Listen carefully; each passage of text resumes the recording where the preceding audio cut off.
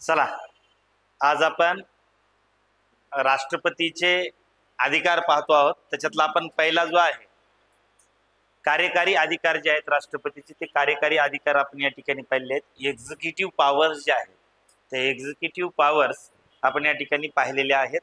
आता जे आहे, आता आपल्याला लेजिस्लेटिव्ह पॉवर जे आहे म्हणजे राष्ट्रपतीचे जे कायदेविषयक अधिकार आहेत त्या राष्ट्रपतीच्या कायदेविषयक अधिकाराबद्दलची माहिती या ठिकाणी पाहायची आहे। ठीक आहे, तर मी लेक्चरला सुरू करतो।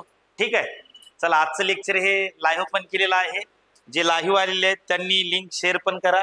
ठीक आहे, लक्षामध्ये अचानक या ठिकाणी लाईव्ह आलोय मी राज्यघटना घेऊन। ठीक आहे, तर सगळ्यांनी जसं पॉसिबल असेल तसं तुम्ही लिंक शेअर करा। ठीक आहे, चला,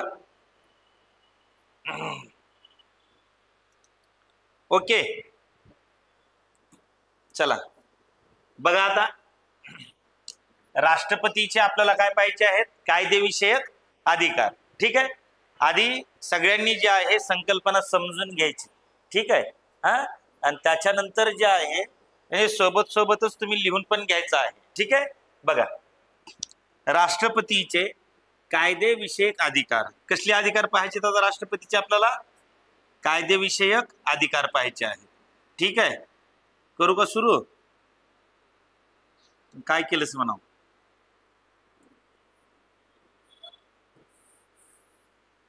सगळ्यांनी इकडे नीट लक्ष द्या। आता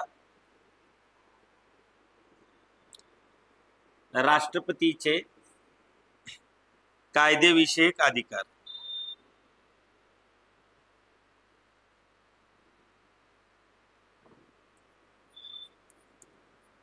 कायदेविषयक अधिकार, ह्याला इंग्लिश मध्ये म्हणायचं लेजिस्लेटिव्ह पॉवर्स। कसल्या पॉवर्स? Legislative powers.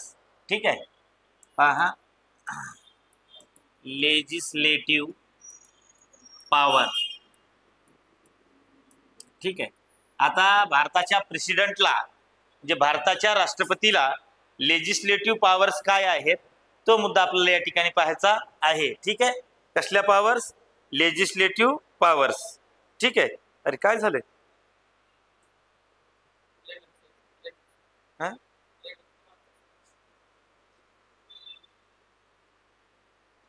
हा, नमस्कार। चला, आता बघा इकडं सगळ्यांनी जरा नीट लक्ष देऊ नये का?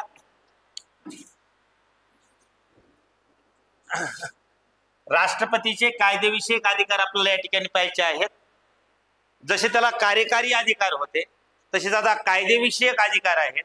मग कायदेविषयक अधिकार जाणून घेण्याच्या पूर्वी जे आहे आपल्याला काही गोष्टी या ठिकाणी जाणून घ्याव्या लागतील। पहा, भारताच्या कायदेमंडळाला आपण काय म्हणत असतो? हो, संसद। काय म्हणत असतो? संसद म्हणत असतो।